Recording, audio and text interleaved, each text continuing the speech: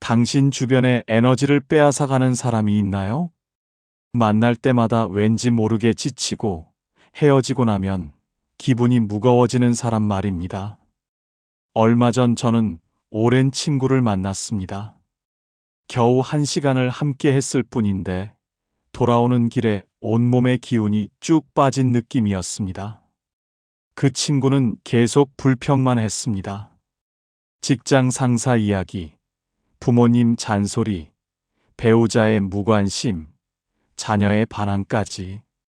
저는 그저 듣기만 했는데도 마치 제가 그 모든 문제를 떠안은 것처럼 무거웠습니다. 집에 돌아와 문득 이런 생각이 들었습니다.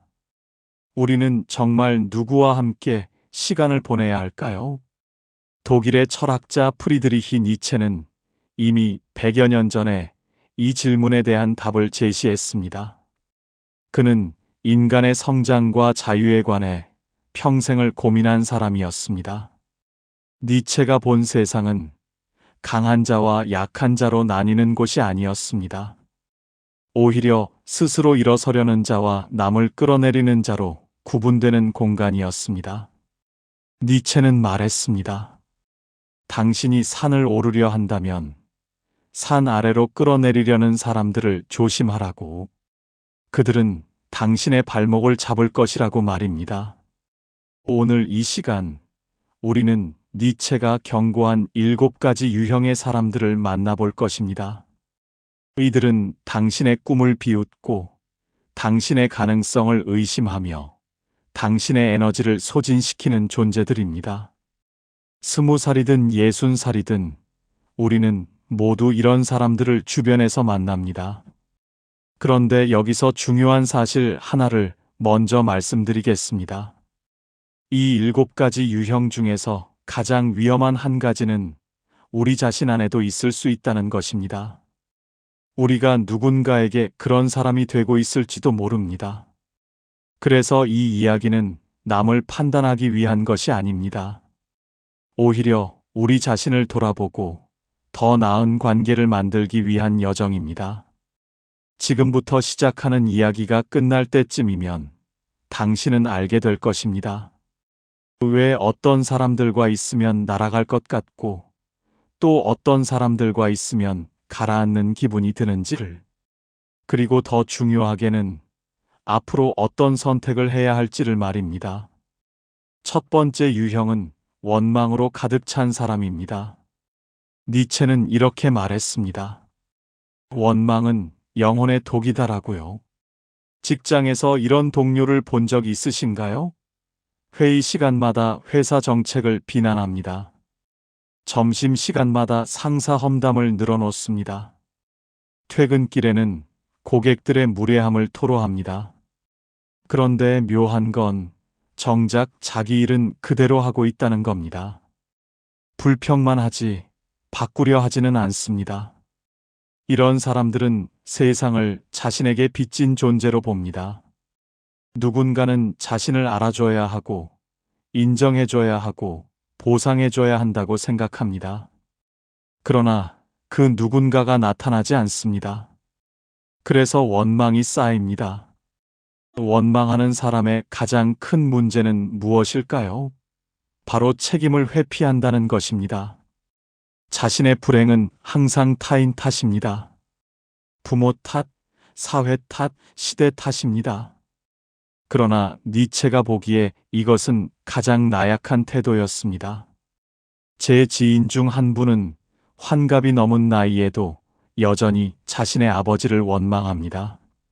40년 전 사업 실패로 집안이 어려워졌던 것을 잊지 못합니다. 그 원망이 그의 모든 대화에 스며들어 있습니다. 자녀들과의 관계도 손주들과의 시간도 그 그늘에 가려져 있습니다. 원망은 과거에 묶인 삶입니다. 원망하는 사람은 절대 앞으로 나아갈 수 없습니다. 왜냐하면 그들의 눈은 항상 뒤를 향하고 있으니까요. 더 무서운 건 원망이 전염된다는 것입니다. 원망하는 사람과 오래 있으면 당신도 모르게 세상을 그런 시선으로 보기 시작합니다. 감사는 사라지고 불만이 자리 잡습니다. 두 번째 유형은 질투심에 사로잡힌 사람입니다. 니체는 질투를 인간의 가장 추한 감정이라 여겼습니다. 질투하는 사람은 타인의 성공을 자신의 실패로 받아들입니다. 친구가 승진하면 축하하지 못합니다. 오히려 그 친구에게 무슨 문제가 있을 거라 의심합니다. 분명 뒷거래가 있었을 거라고, 아니면 운이 좋았을 뿐이라고 스스로를 위로합니다. 이런 사람들의 특징이 있습니다. 겉으로는 칭찬하는 척하면서도 은근히 깎아내립니다. 당신이 새 차를 샀다고 하면 축하보다는 유지비가 비싸다는 이야기를 먼저 꺼냅니다. 당신이 새로운 일을 시작한다고 하면 격려보다는 실패 확률을 늘어놓습니다. 젊은이들 사이에서 이런 현상은 더욱 두드러집니다. 소셜미디어 시대에 우리는 끊임없이 타인의 성공을 목격합니다. 친구의 여행 사진, 동기의 결혼 소식, 선배의 창업 성공담. 이 모든 것이 비교의 재료가 됩니다. 질투하는 사람은 절대 행복할 수 없습니다. 왜냐하면 이 세상에는 항상 자신보다 더 나은 무언가를 가진 사람이 존재하기 때문입니다. 그들의 기쁨은 상대적이고 그들의 만족은 일시적입니다. 니체가 보기에 질투는 자기 자신에 대한 믿음 부족에서 옵니다. 스스로 충분히 가치 있다고 여기는 사람은 타인의 성공을 위협으로 느끼지 않습니다. 오히려 영감으로 받아들입니다. 질투하는 사람과 함께 있으면 당신의 기쁨이 죄책감으로 변합니다. 좋은 일을 나누기가 조심스러워집니다. 결국 당신은 스스로를 축소하게 됩니다. 세 번째 유형은 비관주의자입니다. 니체는 말했습니다. 삶을 긍정하라고. 그것이 강한 인간의 표시라고. 비관주의자는 모든 가능성을 부정합니다. 그들에게는 시도하기 전부터 모든 것이 실패로 예정되어 있습니다. 새로운 프로젝트를 제안하면 안 될 이유를 10가지씩 늘어놓습니다. 변화를 이야기하면 과거의 실패 사례를 들먹입니다. 이런 사람들은 겉으로는 현실적이고 신중한 척합니다. 자신들은 단지 위험을 경고하는 것뿐이라고 말합니다. 그러나 실상은 다릅니다. 그들은 두려움에 사로잡혀 있습니다. 새로운 시도가 두렵고 변화가 무섭습니다. 은퇴를 앞둔 분들 중에서도 이런 분들을 자주 봅니다. 새로운 취미를 시작하자니 너무 늦었다고 합니다. 여행을 가자니 건강이 걱정이라고 합니다. 봉사활동을 하자니 체력이 안 된다고 합니다. 결국 집에만 앉아 텔레비전을 보며 시간을 흘려보냅니다. 비관주의의 가장 큰 문제는 자기 충족적 예언이 된다는 것입니다. 안 될 거라고 믿으면 정말 안 됩니다. 노력을 하지 않으니까요. 그리고 그 결과를 보며 말합니다. 봐라, 내가 뭘 했냐고. 니체는 인간이 끊임없이 자기 자신을 극복해야 한다고 믿었습니다. 어제의 자신보다 나은 오늘의 자신, 오늘의 자신보다 나은 내일의 자신. 이것이 삶의 의미입니다. 그런데 비관주의자는 이 과정을 거부합니다. 비관주의자와 함께 있으면 당신의 열정이 식습니다. 꿈이 작아집니다. 결국 당신도 안전한 선택만 하게 됩니다. 네 번째 유형은 거짓된 동정심을 가진 사람입니다. 이것은 가장 교묘한 유형입니다. 니체는 동정심에 대해 매우 비판적이었습니다. 여기서 말하는 거짓된 동정심은 무엇일까요? 그것은 상대방을 약자로 고정시키는 태도입니다. 당신이 힘들어할 때 진심으로 걱정하는 척하지만 실상은 당신이 계속 약한 상태로 남아있기를 바랍니다. 왜냐하면 그래야 자신이 우월감을 느낄 수 있기 때문입니다. 이런 사람들은 당신의 문제를 끊임없이 상기시킵니다. 당신이 나아지려 할 때마다 과거의 상처를 들춰냅니다. 당신이 독립하려 할 때마다 아직 준비가 안 됐다고 말합니다. 겉으로는 보호하는 것처럼 보이지만 실제로는 가두고 있습니다. 부모 자식 관계에서도 이런 경우를 봅니다. 어떤 부모는 자녀가 성장하는 것을 진심으로 기뻐하지 못합니다. 자녀가 독립하면 자신의 존재 이유가 사라질까 두렵습니다. 그래서 무의식적으로 자녀를 약하고 의존적인 상태로 묶어둡니다. 친구 관계에서도 마찬가지입니다. 당신이 힘들 때만 연락하는 친구가 있습니다. 당신이 행복하고 잘 지낼 때는 관심이 없습니다.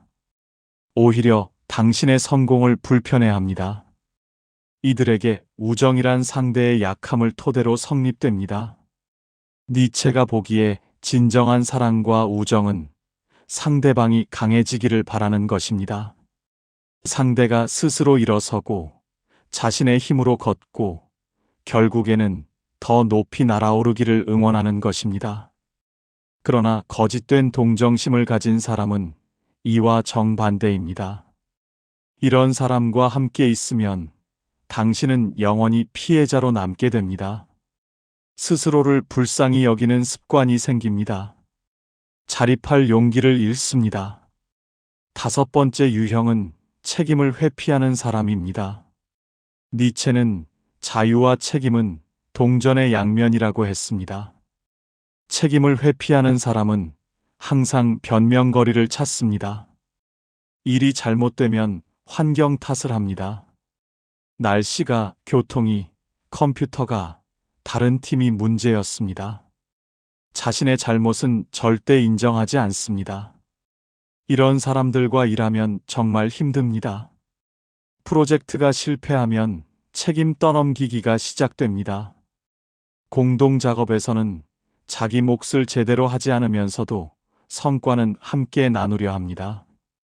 젊은 세대들 사이에서도 이런 태도를 종종 봅니다. 취업이 안 되는 것을 경제 탓만 합니다. 물론 구조적 문제가 있는 것은 사실입니다. 그러나 그것을 핑계로 아무것도 하지 않는다면 상황은 절대 나아지지 않습니다. 나이 든 세대에서도 마찬가지입니다.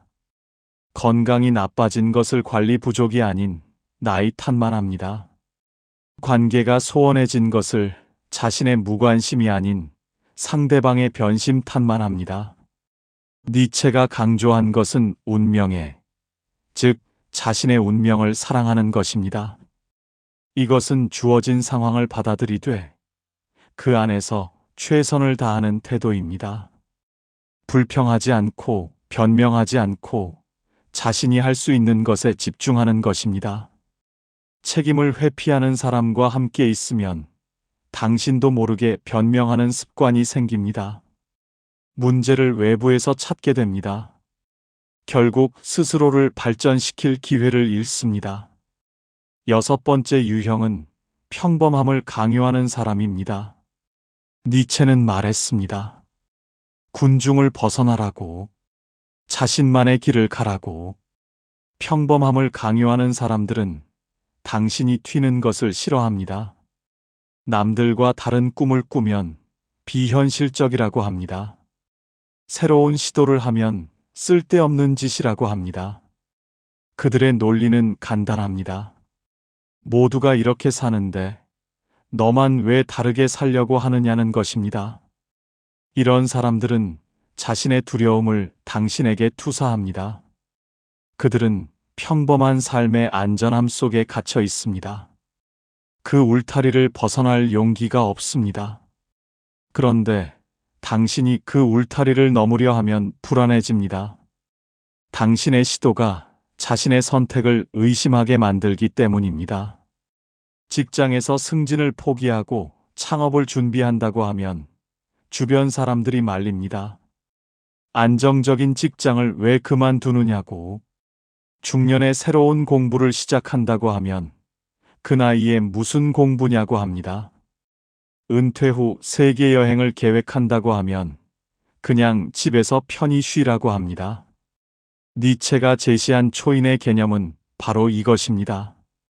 사회가 만들어 놓은 가치를 맹목적으로 따르지 않고 자신만의 가치를 창조하는 인간입니다. 이것은 거창한 무언가가 아닙니다. 단지 자신에게 정직하게 사는 것입니다. 평범함을 강요하는 사람들과 함께 있으면 당신의 개성이 억눌립니다. 독특함이 죄가 됩니다. 결국 당신은 남들의 기대에 맞춰 살게 됩니다. 7번째 유형은 성장을 멈춘 사람입니다. 마지막 유형입니다. 어쩌면 가장 위험할 수도 있습니다.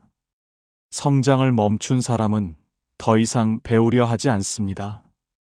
더 이상 변하려 하지 않습니다. 자신은 이미 완성됐다고 생각합니다. 혹은 나이가 들어서, 혹은 경험이 많아서 더 이상 배울 게 없다고 여깁니다. 이런 사람들의 대화는 항상 과거형입니다. 옛날 이야기만 반복합니다. 요즘 세상은 이해할 수 없다고 합니다. 새로운 기술도, 새로운 문화도, 새로운 생각도 받아들이지 않습니다. 젊은 사람 중에도 이런 경우가 있습니다. 20살에 벌써 세상을 다 안다고 생각합니다. 조언을 거부합니다. 자기 방식만 고집합니다. 나이가 문제가 아닙니다. 태도의 문제입니다. 니체는 인간을 끊임없이 자기 극복을 추구하는 존재로 봤습니다. 어제의 한계를 오늘 넘어서고 오늘의 한계를 내일 넘어서는 존재입니다.